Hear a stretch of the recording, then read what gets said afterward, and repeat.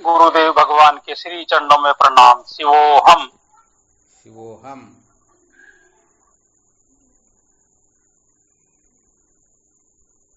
आवाज आ रही है? शिवम गुरुदेव, शिवम आ रही है गुरुदेव। शिवोहम। प्रणाम गुरुदेव। शिवोहम। शिवोहम।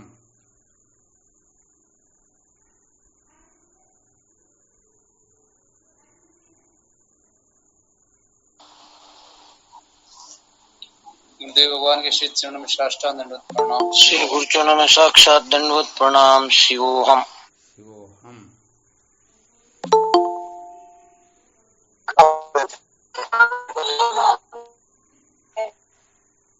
श्री गुरुदेव के चरणों में साष्टांग दंडवत प्रणाम। शिवोहम दाता। शिवोहम। श्री सतगुरुदेव भगवान के पावन चरणों में कोट कोट प्रणाम। प्रणाम गुरुदेव भगवान आपके। शिवोहम। प्रणाम स्वामी जी, आपके चरणों में कोटि कोटि प्रणाम। शिवोहम।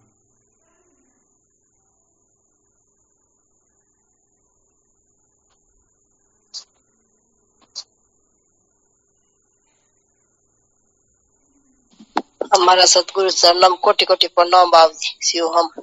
शिवोहम।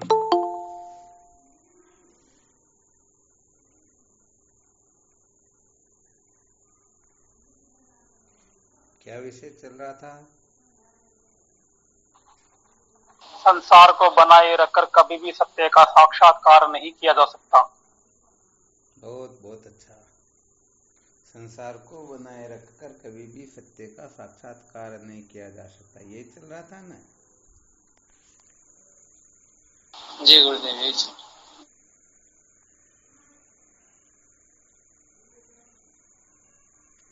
कल क्या सुनाया था इसके अंतर्गत? जब तक अल्प को अल्प नहीं समझेंगे तब तक मान की और हमारी प्रवृत्ति होगी नहीं। बहुत अच्छी बात है। अल्प को अल्प समझने पर ही मान की ओर प्रवृत्ति होती है। अर्थात जब तक अल्प का आग्रह बना रहता है तब तक महान वस्तु को न प्राप्त करने की न जानने की जिज्ञासा ही होती है, तड़पन जागृत होती ही नहीं। और ये अच्छी तरह से ध्यान रखना चाहिए कि परमात्मा तत्व की जो प्राप्ति होती है ना, वहां पर केवल और केवल जिज्ञासा ही मार्ग होता है।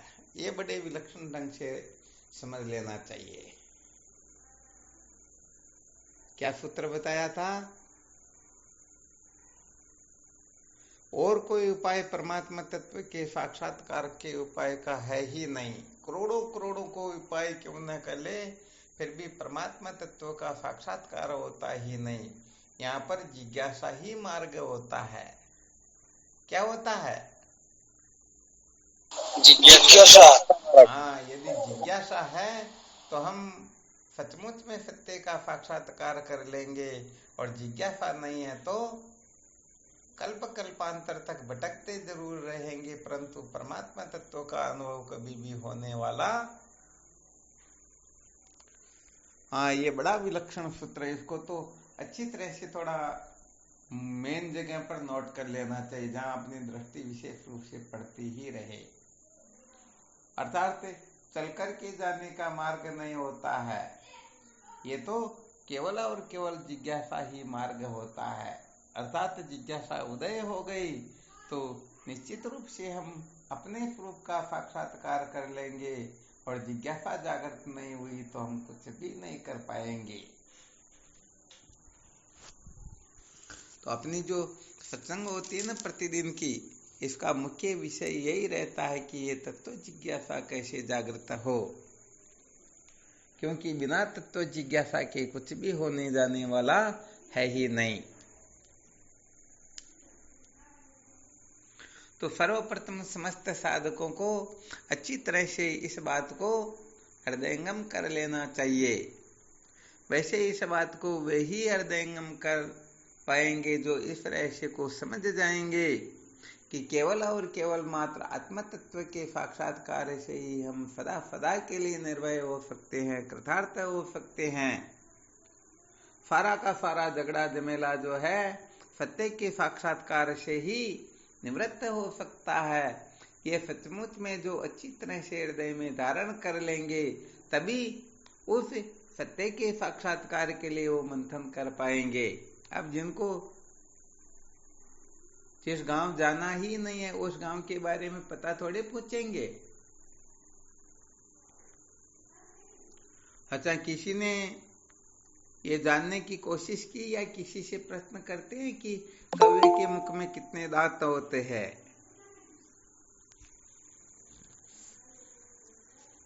करते हैं क्या? नहीं करते स्वामी जी। क्योंकि इनसे कोई प्रयोजन भी तो सिद्ध नहीं होता ना।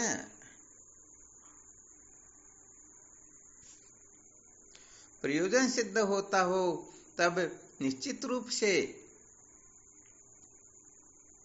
हम उस ओर प्रवृत्त हो जाते हैं, और प्रयोजन सिद्ध न हो तो नानु प्रयोजनम अनुद्देश्य न मंदो अपि प्रवर्तते। यदि प्रयोजन सिद्ध न होता हो तो एक मूर्ख से मूर्ख व्यक्ति भी उस काम को करने के लिए राजी नहीं होगा। संसार में बहुत सारे मिलते भी हैं, बिछुड़ भी जाते हैं, परंतु जिनसे कुछ लेना और देना हो वो भले नाराज भी हो जाए तो उसे मनाने की चेष्टा करते हैं ना जी महाराज। और जिनसे कोई प्रयोजन ही नहीं हो वो चाहे नाराज हो चाहे मर भी जाए, अपने को क्या लेना देना।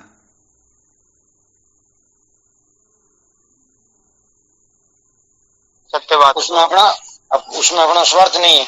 हाँ बिल्कुल बिल्कुल सही है। तो यहाँ स्वार्थ होता ना, तभी कहने का मतलब यदि कोई ऐसा अपना खास हो और रुष्ट हो जाए तो लोग भगवान को प्रसाद भी चढ़ाने की बोलना कर लेते कि भगवान तुम्हारे इतना प्रसाद चढ़ाएंगे वो वापस ना अपनी नाराजगी मिटा दे, प्रसन्न हो जाए।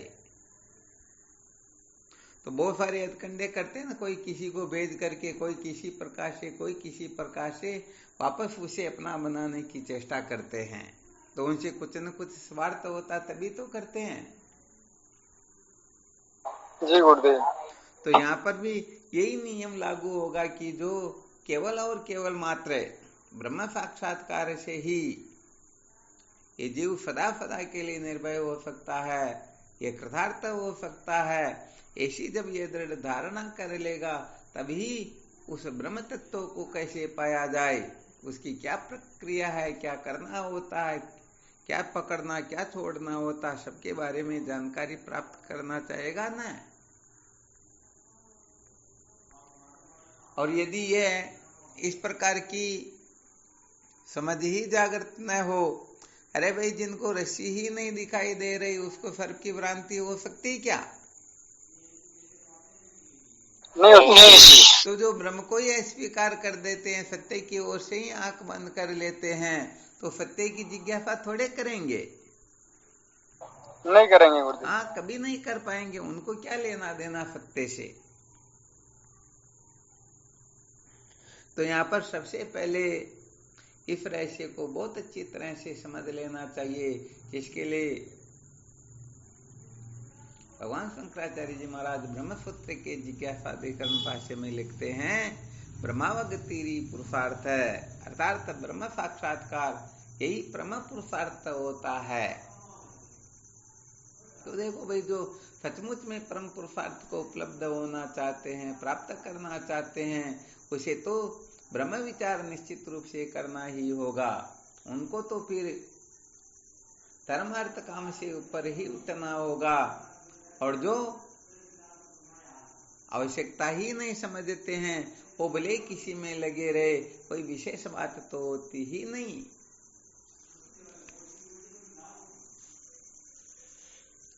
ब्रह्म विचार हर किसी के हृदय में थोड़े वो देवता।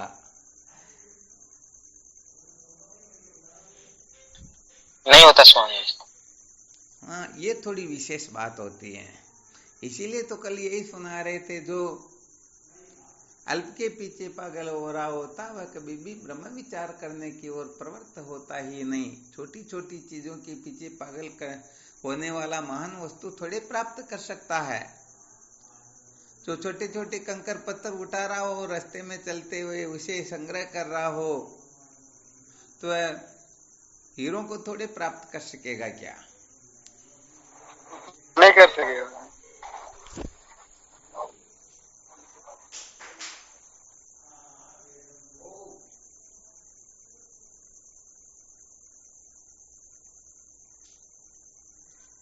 आ गया समझ में?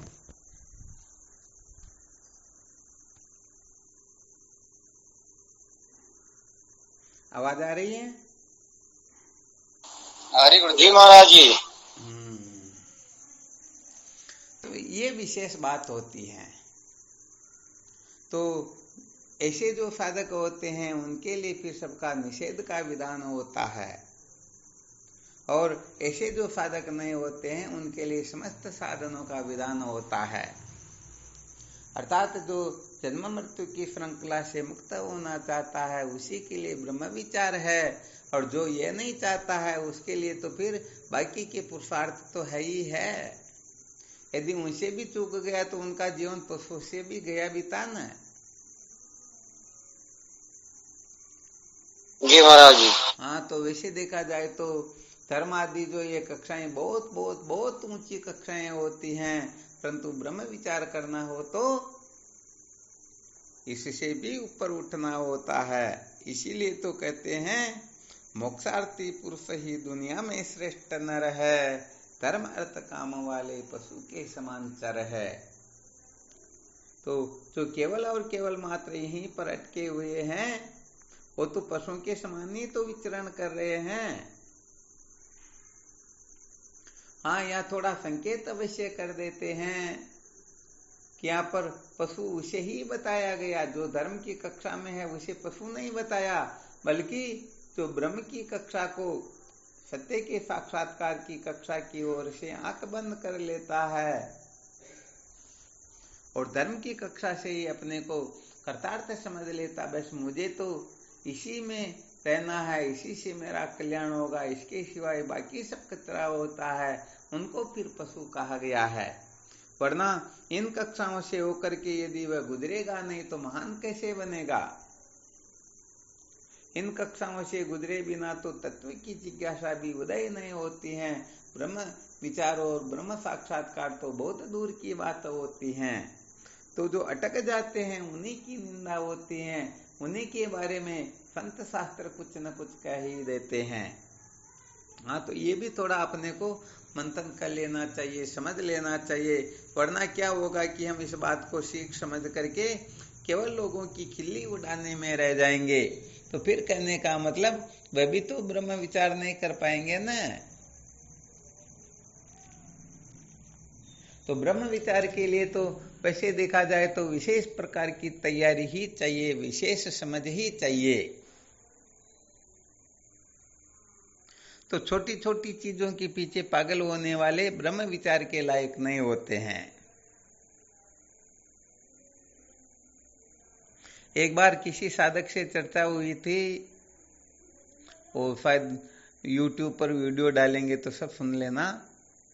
तो किस प्रकार के लोग जो है ब्रह्म विचार नहीं कर सकते हैं, जो कहाँ अटके हुए छोटी छोटी चीजों के पीछे पागल हो रहे हैं, या समझो बदला लेने के चक्कर में पड़े हुए हैं, बदलना नहीं चाहते, परंतु संसार को जो बदलने के चक्कर में पड़े हुए होते हैं वे ब्रह्म विचार कर नहीं पाते हैं। तो यहाँ पर सचमुच में जो धर्म धन भोग की कक्षा में ही अटके हुए हैं, इनको ही चरम परम और अंतिम लक्ष्य समझ लेते हैं, इनसे श्रेष्ठ और कुछ होता ही नहीं, ये बात जो हृदयंगम कर लेते हैं, धारण कर लेते हैं, वहां अटक जाते हैं, तो निश्चित रूप से फिर वो आगे कभी बढ़ सकते ही नहीं। बढ़ पाएंगे क्या? नहीं बढ़ पाएंगे, कभी नहीं बढ़ पाएंगे। इसलिए श्रुति माता का संकेत है, कर्म जो है चित्त शुद्धि के लिए ही स्वीकार किए जाते हैं। वस्तु सिद्धि विचारेण न क्वचित कर्म कोटि भी, ये भामतीकार का वचन है। तो समस्त संत शास्त्रों का श्रुति माता का यही संकेत है, कर्मों के द्वारा अंतःकरण शुद्ध होता है और ज्ञान के द्वारा अंतःकरण का बाध हो जाता है। और जब तक अंतःकरण का सम्यक बाध नहीं हो जाता है तब तक ये जीव कभी भी निर्भय हो सकता ही नहीं। तो कुल मिलाकर के यहाँ पर मूल सूत्र यही निकलता है कि ब्रह्म को जाने बिना तमेव विदित्वात्ति मृत्युमेति नान्य पंथा विद्यते अयनाय, अर्थात उस आत्मदेव को जाने बिना कभी भी कोई दुखों से छुटकारा प्राप्त कर सकता ही नहीं। इसके लिए ब्रह्म विद्या के सिवाय, गुरुदेव की शरणागत के सिवाय नाने पंथा विद्यते अयनाय, और कोई रास्ता होता ही नहीं। अब जब कोई रास्ता है ही नहीं, और ये भी डंके की चोट से बता दिया कि दुखों की अत्यंत निवृत्ति, तो हाँ, कल परसों यही चर्चा चली थी, दुखों से छूटने के लिए तो बहुत सारे क्या जीव मात्र छूटना चाहते हैं, परंतु जो दुखों की मूल से छूटना चाहता है वही सचमुच में जिज्ञासु होता है। बाकी जिज्ञासु थोड़े ही है, नहीं है गुरुदेव। तो समस्त दुखों की मूल कारण तो अविद्या तो है, अज्ञान से ही तो समस्त दुख होते हैं। तो अज्ञान की निवृत्ति हुए बिना सचमुच में कोई कृतार्थ हो सकता नहीं।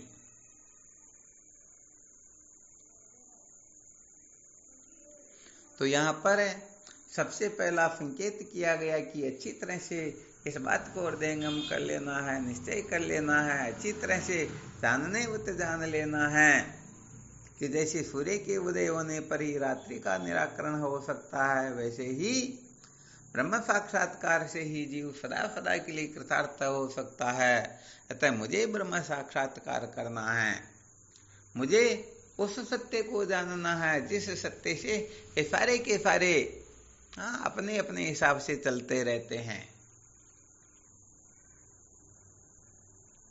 तो जो समस्त नाम रूपात्मक प्रपंच का अधिष्ठान है, जो सजाते विजाते स्वगत भेद से रहित है, जो अस्तिवाति प्रिय रूप है, जो द्वैत के तन्ता भाव से प्लक्षित एवं पृथक चैतन्य से भिन्न है, बस उस ब्रह्म तत्व का साक्षात्कार जिनके जीवन का सचमुच में मुख्य उद्देश्य हो जाता है, तो उसे फिर केवल और केवल मात्र यही समझना होता है कि उस परमार्थ तत्व के साक्षात्कार का साधन केवल और केवल मात्र जिज्ञासा ही है, इसके सिवाय और कोई है ही नहीं।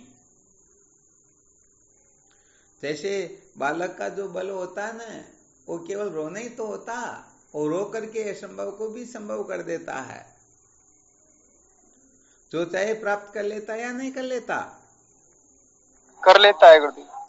तो माता पिता को मजबूर होकर के वही वस्तु उसे दिलानी ही होती है। तो यहाँ पर भी जो जिज्ञासा को महत्व दे देगा, अर्थात सचमुच में जिज्ञासु होने की चेष्टा करेगा, वह अंततोगत्वा सत्य का साक्षात्कार करके कृतार्थ हो ही जाएगा। परंतु यहाँ पर गड़बड़ घोटाला नहीं चलता। शास्त्रों के अंतर्गत जिज्ञासुओं के जो लक्षण बताए हुए हैं, वो सारे के सारे लक्षण ब्रह्म विचार करते समय पूर्ण रूप से उनमें प्रकट हो। हाँ, ब्रह्म साक्षात्कार हो गया तो उनके लिए सब ब्रह्म स्वरूप हो जाता है, फिर साधन साध्य का भेद नहीं होता है, फिर तो अधिष्ठान से बिन और कोई वस्तु शेष रहती ही नहीं, सब उसी का तो स्वरूप हो जाता है। परंतु पहले इतना बहुत थोड़े हो रहा।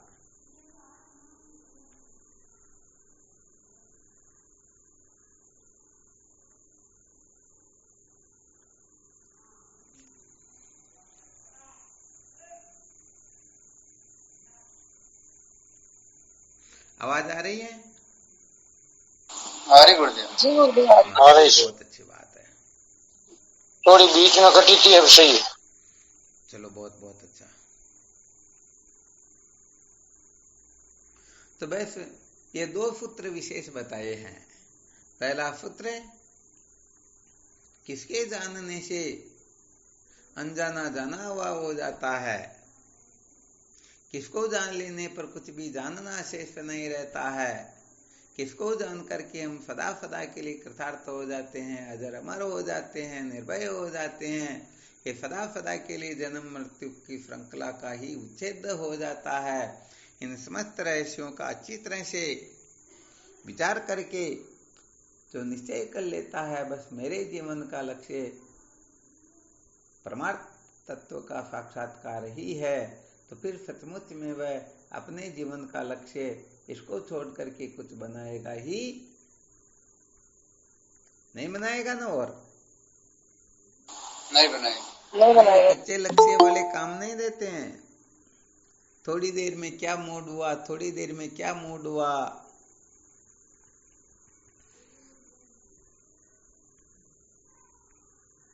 यहाँ पर विवेक वृत्ति काम करती, कहने का मतलब ये थोड़ा ध्यान रखना चाहिए। और जिनका मूड थोड़ी थोड़ी देर में बदलता ना, वो तो सचमुच में कभी ब्रह्म विचार करने के लायक होते भी नहीं।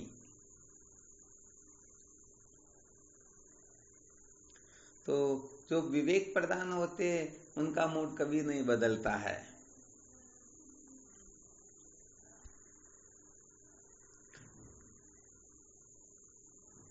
वैसे व्यवहारिक चर्चा सुना तो नहीं चाहिए, फिर भी अखंडानंद सरस्वती जी महाराज एक जगह पर लिखते हैं ना, इसके बारे में थोड़ा सुनाई देते हैं। तो कम से कम अपने को इस स्वभाव से तो ऊपर उठना ही होगा। और वैसे देखा जाए, जो निश्चय कर लेते मैं जिज्ञासु हूं, तो वह न तो स्त्री होती है, न पुरुष होता है, न ब्राह्मण होता है, न शूद्र होता है, न पापी होता है, न पुण्यात्मा होता है क्या? कुछ नहीं होता ना। हाँ, इसलिए किसी को अन्यथा नहीं लेना। थोड़ा जो व्यवहारिक सत्ता के अंतर्गत जो देह आदि अनात्म पदार्थों में ही रचे पचे रहते हैं, साधक सत्संगियों की ये चर्चा नहीं है, बल्कि संसार के लोगों की चर्चा है। तो मूड किनका जल्दी जल्दी बिगड़ता, तो यहाँ पर अखंडानंद सरस्वती जी महाराज कहते हैं ये स्त्रियों का जो मूड होता है ना, ये बहुत जल्दी जल्दी बिगड़ जाता है। ध्यान देना थोड़ा अच्छी तरह से। तो पुरुषों के लिए कहा इनका, तो भाई देखो बात ऐसी होती, समझा देते हैं, स्त्रियां जो होती हैं ये मन प्रधान होती हैं, और पुरुष जो होते हैं ये बुद्धि प्रधान होते हैं। मन जो होता है घटता बढ़ता रहता है या नहीं रहता? ज्यादा चंचल होता है। कैसे पता लगा मन घटता बढ़ता रहता? कोई सिद्ध करके बता सकता है क्या? हाँ, कोई अकट युक्ति से बताए तब समझेंगे कि ये वास्तव में विचार करने में बड़े प्रवीण हैं।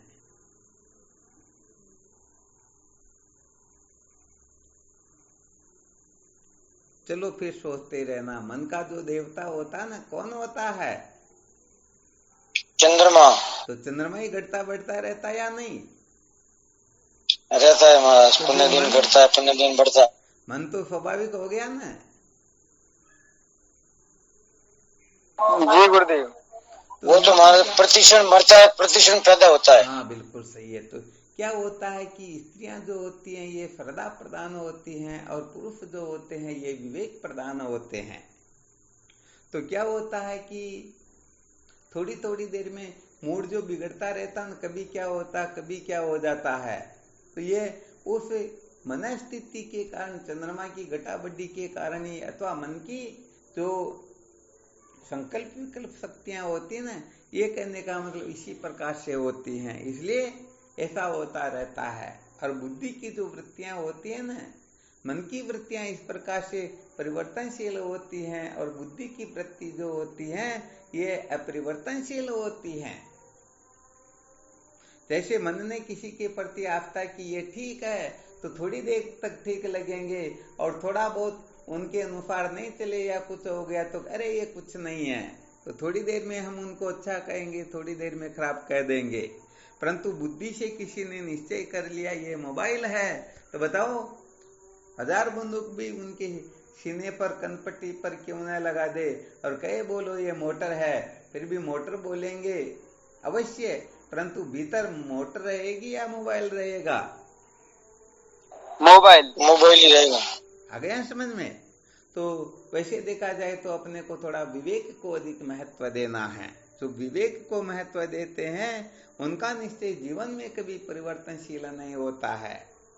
और विवेक के साथ में श्रद्धा का भी पुट मिल जाए, अरे फिर तो कहना ही क्या होता है। आ गया ना अच्छी तरह से समझ में? जी महाराज जी। अच्छी बात यह कि लोग इस संसार के अंतर्गत 16वें अध्याय के अनुसार कभी किस भोग की, कभी किस कामना की, कभी किस वस्तु की प्राप्ति के लिए पागल होकर के मुझे ये चाहिए, अमोद प्रमोद करूंगा, ऐसा करूंगा, वैसा करूंगा, पता नहीं अंट संट कल्पना करके थोड़ी थोड़ी देर में अपने मूड को खराब कर लेते हैं। मुझे ये चाहिए, वो चाहिए, ऐसे थोड़ी थोड़ी देर में जो मूड को बदलने वाले होते हैं, क्या वो ब्रह्म विचार कर पाएंगे? क्या कभी नहीं कर पाएंगे, कभी नहीं कर पाएंगे। इसलिए भाई सबसे पहले तो यहाँ पर वो हम मन को बहुत ज्यादा महत्व देकर बैठे रहते हैं ना, इसलिए मन को महत्व देने वाला कभी भी साधक हो सकता ही नहीं। हाँ, मन को जो महत्व देता वो भक्त हो सकता है, वो दूसरा तीसरा कुछ भी हो सकता, परंतु वह सचमुच में सच्चा जिज्ञासु नहीं हो सकता है। तो विवेक को महत्व देता है, इसलिए ये श्रद्धा भी विवेक के अनुकूल हो, तभी सचमुच में ये श्रद्धा सार्थक हो सकती है, वरना अंध श्रद्धा भी भटका ही देती हैं। जो संत है ही नहीं, उनको संत समझ कर बैठ जाए तो बताओ अविद्या के बंधन से मुक्ति होगी? नहीं होगी। हाँ, धर्म की कक्षा में चल जाता है कि किसी को कैसे भी गुरु मिल गए और उनको कहा अरे तो बांटो बांटो बांटो, ऐसे ही चिंतन करना, तेरे को भगवान मिलेंगे। तो ऐसे बहुत सारे दृष्टांत सुनने को देखने को मिलते हैं। ये भाव की प्रधानता होती है, अच्छी बात, हम इनका निषेध नहीं करते हैं, परंतु सत्य के साक्षात्कार के लिए यहाँ भावना से काम नहीं चलता, यहाँ तो विवेक से काम होता है।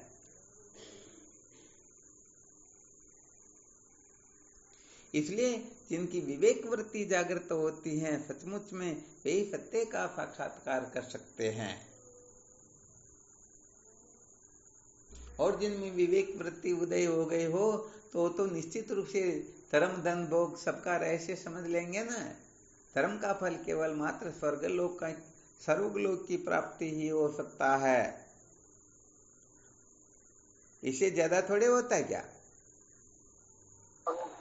नहीं होता है गुरुदेव। तो जिनको स्वर्ग चाहिए वो भले ही इसी जगह पर डेरा जमा कर बैठे रहे, परंतु जिनको आगे जाना है तो कहने का मतलब इस जगह पर अटकेंगे नहीं, यहाँ से हो करके निकल जाएंगे, देख लेंगे भाई इनमें कितना पावर है। उस पावर का अपने को राक नहीं समझेंगे तो आगे जाकर के फिर और विचार करने की चेष्टा करेंगे।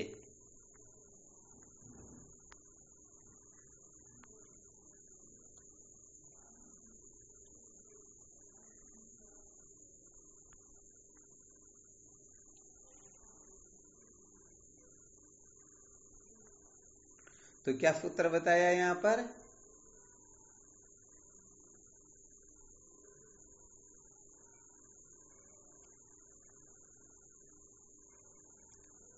विवेक को महत्व देना है। बस विवेक को महत्व देना अपने को अच्छी तरह से। तो अपने वेदांत के जितने भी साधक है, यहाँ सच में न स्त्री का भेद होता, न पुरुष का भेद होता, ये सारा का सारा व्यवहार में होता है। वास्तव में ज्ञाते द्वैत मन विद्यते, ज्ञान होने पर द्वैत नाम की कोई वस्तु शेष रहती ही नहीं। तो सबको अपने आप को केवल जिज्ञासु ही समझना चाहिए, विवेकी ही समझना चाहिए, मुझे सत्य का साक्षात्कार करना है। इस प्रकार की दृढ़ धारणा करके फिर विवेक वृत्ति को महत्व दे करके जो आगे बढ़ते हैं तो निश्चित रूप से वो कचरे को हटाते जाते और लक्ष्य तक पहुंच करके सदा सदा के लिए कृतार्थ हो ही जाते, ये बिल्कुल निश्चित बात है। परंतु जो सच में अटके रह जाएंगे, वैसे स्त्री का मतलब होता है जो पुरुष से विपरीत व्यवहार करे, वही तो स्त्री होती हैं या नहीं?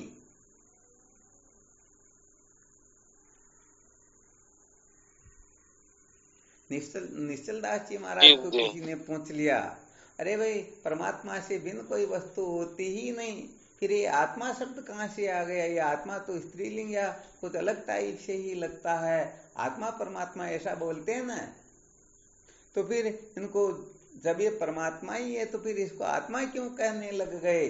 निश्चल दास जी महाराज कहते हैं, अरे भाई जो पुरुष होकर के विपरीत व्यवहार करे वो स्त्री तो होगी, तो वास्तव में है परमात्मा ही, परंतु अपने को देह के साथ में आबद्ध करके मैं कर्ता भोक्ता पापी पुण्यात्मा परिचिन संसारी जीव हूँ, जन्मने मरने वाली हूँ, ऐसी कल्पना में यदि ये उलझ गई तो इसको आत्मा नहीं कहेंगे तो क्या कहेंगे।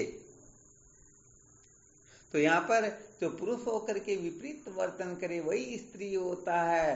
तो यहाँ पर सचमुच में जो विवेक को महत्व देता है, जो ब्रह्म जिज्ञासा को महत्व देता है, असलियत में समझ लेना चाहिए, वही नर है, वही पुरुष है, बाकी तो सब स्त्रियां ही है। हाँ, इसलिए चिंता मत करना कि हम एक दो जुड़े हुए, बाकी यदि इस प्रकार की जिज्ञासा जागृत नहीं होती तो संसार में कोई क्यों न हो, वह सचमुच में स्त्री ही होता है, पुरुष तो है ही नहीं। अरे पुरुष का अर्थ होता पुरु नाम शरीर का होता है, स नाम स्थित का होता है। अपने हृदय में जो स्थित सजाते विजाते स्वगत भेद से रहित अद्वितीय आत्म तत्व का जो साक्षात्कार कर लेता है वही तो पुरुष है, बाकी पुरुष कहां पर है।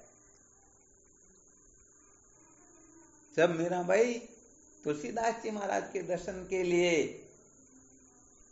पहुंचती है तो पहले, आजकल तो बात अलग होती है, पहले नियम मर्यादा से आज्ञा से ही सारा काम हुआ करता था। तो वहां पहुंच करके फिर उनकी क्या आज्ञा है, दर्शन देना चाहते या नहीं देना चाहते, कितने टाइम बाद में क्या है क्या नहीं, किसी को भेजा गया कि आपके दर्शन के लिए आए हैं। तो तुलसीदास जी महाराज ने कह दिया हम स्त्रियों के दर्शन नहीं करते हैं, स्त्रियों से मिलने का हमारे पास में समय नहीं है, हम उनकी सकल सूरत नहीं देखना चाहते हैं। मेरा भाई ने कह दिया अरे पुरुष तो केवल मात्र भगवान कृष्ण है, उसके सिवाय संसार में कोई पुरुष है ही नहीं, ये सारी स्त्रियां ही स्त्रियां तो है, और स्त्री होकर के स्त्री के मिलने में नाटक कर रहे हैं। समझ में आ गया ना।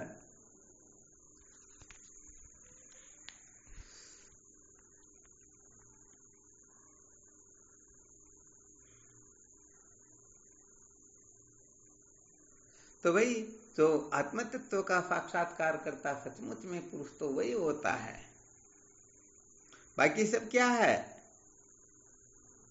स्त्री है। हाँ, बाकी सब स्त्रियां हैं। महाराज जी कहीं कहीं ये उल्लेख आता नहीं पुरुष और प्रकृति, पुरुष और प्रकृति थोड़ा विवेचना। हाँ, ये सांख्य का है। यहाँ पर अपने वेदांत में जब विचार करते हैं तब पुरुष ब्रह्म को कहते हैं और प्रकृति माया को कहते हैं।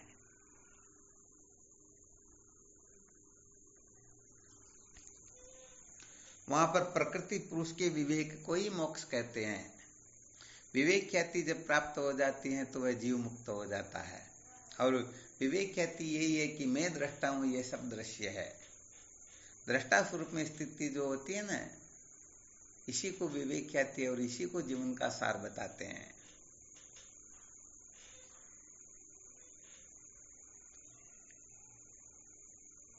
प्रकृति से नीचे जितने भी है सब संसार के अंतर्गत है, और पुरुष जो है इन सबका दृष्टा, प्रकृति का भी दृष्टा, और बाकी जितने भी है सबका दृष्टा है, और वही असंग है।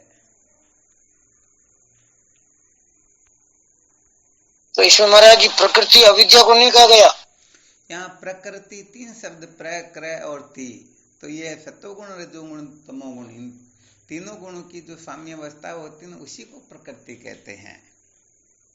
और जब इन गुणों में घटाबड्डी होने लगती है तब वही प्रकृति तीन रूप को धारण करती है, और शुद्ध सत्वगुण की प्रधानता से ईश्वर, मलिन सत्वगुण की प्रधानता से जीव, और तमय प्रधान प्रकृति से ये सारा का सारा प्रपंच रचता है। ये जब विचार चंद्रोदय, विचार सागर आदि का अध्ययन होगा तब उसमें विस्तार से फिर उनका वर्णन किया जाएगा। शुद्ध सत्वगुण से तात्पर्य होता है जो सत्वगुण रजोगुण तमोगुण को दबा दे वो शुद्ध सत्वगुण होता है, और मलिन सत्वगुण से तात्पर्य होता है जो सत्वगुण रजोगुण तमोगुण से दब जाए, वह मलिन सत्वगुण होता है।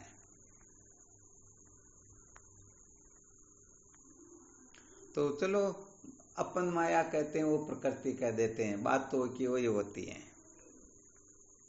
परंतु सांख्य शास्त्र यहाँ पर दृष्टा दृश्य के विवेक तक ही सीमित रह करके फिर आगे क्या होता वो फिर वेदांत के द्वारा रहस्य समझा जाता।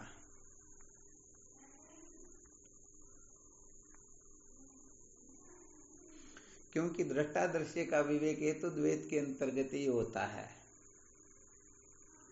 इससे हम दृष्टा स्वरूप में स्थित हो जाते हैं, इससे दुखों की निवृत्ति हो जाती है, परंतु परमानंद का अनुभव नहीं होता है। इससे हम सदा सदा के लिए सर्व दुखों की अत्यंत निवृत्ति और परमानंद की प्राप्ति नहीं कर सकते हैं।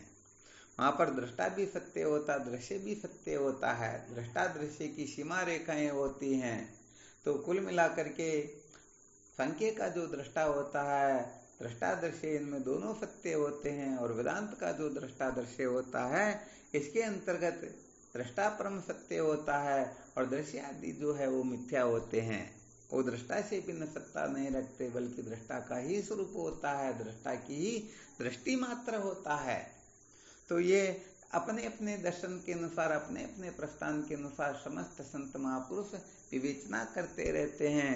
सचमुच में जिज्ञासु का परम कल्याण केवल और केवल मात्र शंकर अद्वैत वेदांत के विचार से ही हो सकता है, क्योंकि यही श्रुति समस्त सिद्धांत है, इसमें लेश मात्र भी गड़बड़ घोटाला है ही नहीं। और ये अनेक अनेक अनेक प्रमाणों से, जैसे 2 और 2 4 होते हैं, वैसे ही इसको लंके की चोट से सिद्ध किया गया है। इसमें गड़बड़ घोटाला स्वप्न में भी नहीं हो सकता है। महाराज जी थोड़ा एक इसमें थोड़ा शंका पैदा हो रही है। हाँ बिल्कुल बोलो। जैसे भी आत्म तत्व सर्व घट का साक्षी दृष्टा है, तो महाराज जब कोई वस्तु है ही नहीं दूसरी, फिर दृष्टा कैसे हो गए? थोड़ा विवेचना। बिल्कुल ठीक बात है। देखो होता क्या है कि वास्तव में दूसरी है ही नहीं, परंतु यदि दूसरे की कल्पना हो रही है तो वो क्या कहेंगे?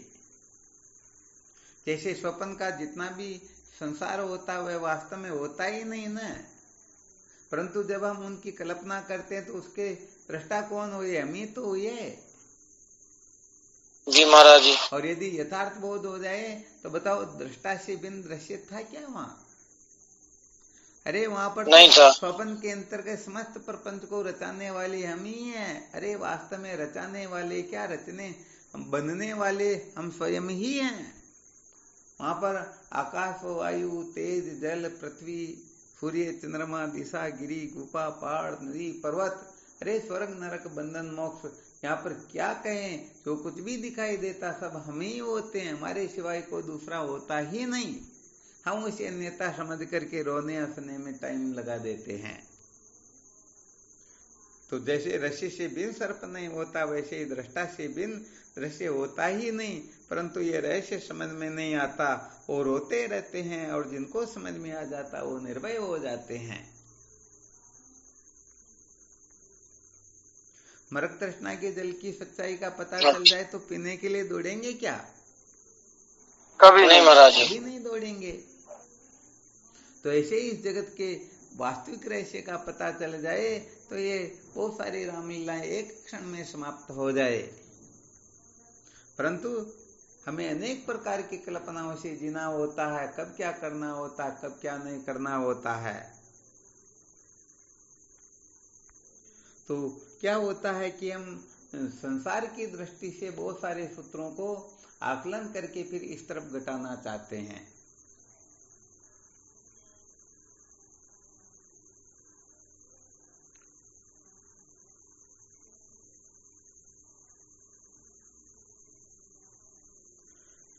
संसार की जो प्रवाह होती है ना, वो प्रवाह अपने सत्य के साक्षात्कार से बहुत पीछे धकेल देती हैं। एक साधक कहता है कि यदि हम फोन से ज्यादा बात करें तो हमारी जो संतान है ये बिगड़ जाएगी, क्योंकि पापा जी भी बात कर रहे हैं, फिर वो फोन में ही तो लगेंगे। तो उनके पापा जी उनका बहुत ज्यादा ख्याल रखते कि बच्चों के सामने मैं फोन पर बात न करूं। सत्संग की चर्चा भी करनी हो तो कर नहीं पाते कि नहीं इनको क्या पता कि सत्संग की चर्चा कर रहे या क्या चर्चा कर रहे हैं। तो क्या इनसे बच्चे सुधर जाएंगे क्या? नहीं जी, अरे यहाँ पर तो जो 2-5 दिन का बच्चा होता वह भी हाथ बढ़ाने की कोशिश करता मोबाइल की ओर। कितनी जगह पर जाते हैं तो वहां देखते हैं छोटे छोटे बच्चे। अभी वहां रूपपुरा थे रामदेव जी महाराज के, तो उनकी वो छोटी छोटी पोतियां आंखें खुलते ही यदि उनको मोबाइल नहीं दो तो वो जगह से हिलेगी नहीं, और लोग खोलना जानते, क्या चलाना नहीं, वो सब जानते हैं। तो वास्तव में हम क्या है, केवल कल्पना करते हैं कि हम ऐसा करेंगे तो ऐसा हो जाएगा, वैसा करेंगे तो वैसा हो जाएगा। ये वास्तव में होना जाना कुछ भी नहीं। तो संसार को बनाए रखकर, संसार को महत्व दे करके, संसार की कल्पनाएं करके हम सचमुच में सत्य के साक्षात्कार से वंचित अवश्य हो सकते हैं, परंतु संसार को तो कल्प कल्पांतर तक भी बदल नहीं सकेंगे। ये तो वास्तव में अपने भीतर वो मान बढ़ाई बैठी रहती हैं। संसार के लोगों का कहना सुनना वो थोड़ा अपने को करता है, इसलिए हम ऐसा सोचते हैं, वरना सवाल ही नहीं। कौन क्या करता, कौन क्या होता, कुछ भी होता क्या? होना चाहना तो कुछ नहीं महाराज, अपनी व्यवस्था में विश्वास नहीं होता, बाकी होता तो कुछ। वो दृढ़ विश्वास नहीं होता कि नहीं हमारा ऐसा हो जाएगा वैसा हो जाएगा। कुल मिलाकर के संसार छूटने से भगवत प्राप्ति की जितनी चिंता नहीं होती न उतनी चिंता होती संसार के छूटने की। ये सबसे बड़ा गड़बड़ घोटाला साधकों के जीवन में देखने को मिला ना, तो बस यही देखने को मिलता है। उनको चिंता बिल्कुल नहीं होती कि हमको संत मिले या न मिले, गुरुदेव मिले या न मिले, विवेक वैराग्य हो या न हो, ब्रह्म साक्षात्कार हो या न हो, इसकी परवाह ही नहीं रहती। बल्कि 24 घंटे परवाह ये रहती कहीं हमारा संसार छूट न जाए, ये बना बनाया खेल बिगड़ न जाए, हमको कोई घर से बाहर न निकाल दे, हम क्या खाएंगे, क्या पिएंगे, कैसे रहेंगे, ये सारी की सारी बातें अपने खोपड़े में इतनी कूट कूट कर भरी होती हैं। और फिर हम इनको क्या करते हैं, वो दूसरा जमा पहना करके इनको प्रकट करते, नहीं हम तो किसी से नहीं डरते, हम तो सत्य का साक्षात्कार 24 घंटे करना चाहते, परंतु ऐसा करेंगे तो हमारी संतान बिगड़ जाएगी। ये भी फिर मोबाइल से ही बातें करने लगेंगे और इनको कुछ प्रिय लगेगा ही नहीं। अरे थोड़े दिन बाद में देखना क्या होने वाला है। तो हम दूसरों के लिए अपने जीवन को दाव पेच पर लगा देते हैं, परंतु ब्रह्म विचार को महत्व नहीं देते हैं। तो कुल मिलाकर के संसार को बनाए रखकर कभी सत्य का साक्षात्कार किया नहीं जा सकता। इसलिए जितना जितना संसार को महत्व देंगे उतना ही हम सचमुच में सत्य के साक्षात्कार के अयोग्य हो जाएंगे, और केवल मात्र लक्ष्य को देखेंगे तो सत्य के साक्षात्कार से वंचित हो पाएंगे क्या? नहीं हो पाएंगे, कभी नहीं हो पाएंगे। तो बस शुरू में जो ब्रह्मास्त्र बता दिया गया, केवल मात्र जिज्ञासा ही मार्ग होता है। यहाँ छोड़ना पकड़ना मार्ग नहीं होता है, करना धरना मार्ग नहीं होता है। ये ऐसा वैसा विहित निषेध ये सब अपने मन की कल्पना होती हैं। कौन बिगड़ेगा कौन सुधरेगा ये हमारे मन की भावनाएं होती हैं। सचमुच में इनका सत्य के साक्षात्कार से कोई संबंध नहीं होता है। बिल्कुल क्लियर ना? जी महाराज जी। तो बस जिज्ञासा ही मार्ग है, इस सूत्र का खूब मंथन करना, तब ये बात अच्छी तरह से समझ में आ जाएगी। तो फिर जिज्ञासा कैसे उदय हो उसके सिवाय हम कुछ सोचेंगे ही नहीं, न किसी के बनने की परवाह करेंगे, न बिगड़ने की चिंता करेंगे।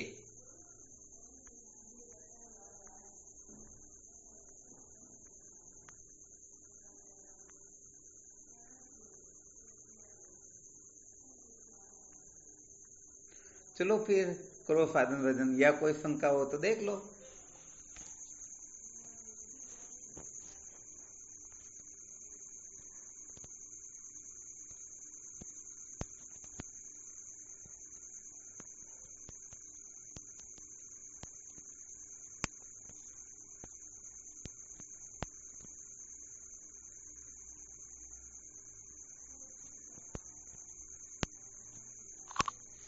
हाँ, इसके लिए अपने को तैयार रहना पड़ता, वरना कहते हैं ना मांगे बिना तो माँ भी रोटी नहीं देती है।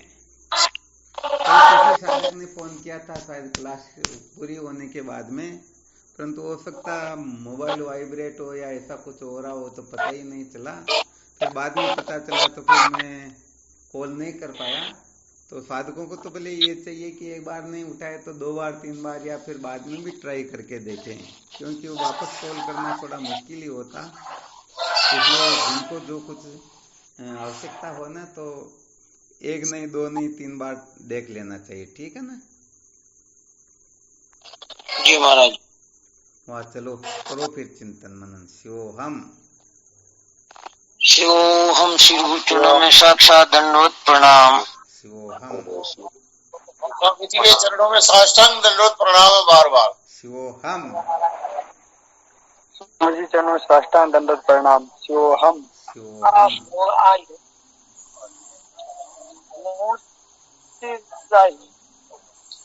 गुरुदेव भगवान के श्री चरणों में प्रणाम। शिवोहम। शिवोहम शिवम गुरुदेव शिवम। शिवोहम शिवम चरण स्पर्श। शिवोहम गुरुदेव भगवान के श्री चरणों में साष्टांग दंडवत प्रणाम। शिवोहम गुरुदेव। शिवोहम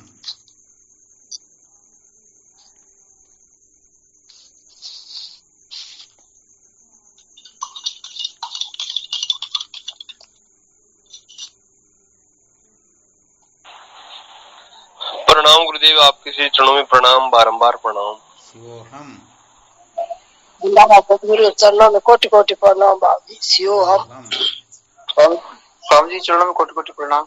शिवोहम प्रणाम गुरुदेव, आपके श्री चरणों में बारंबार। शिवोहम जय हो गुरुदेव, आपकी जय हो।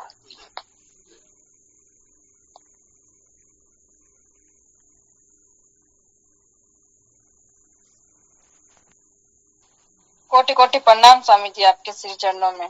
शिवोहम प्रणाम गुरुदेव। शिवोहम।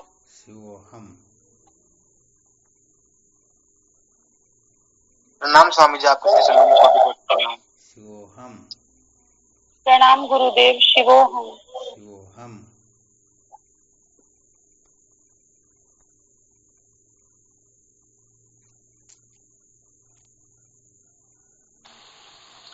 श्री सतगुरुदेव स्वामी जी के चरणों में कोटि कोटि प्रणाम। शिवोहम गुरुदेव। शिवोहम शिवम गुरुदेव। शिवम। शिवोहम शिवम।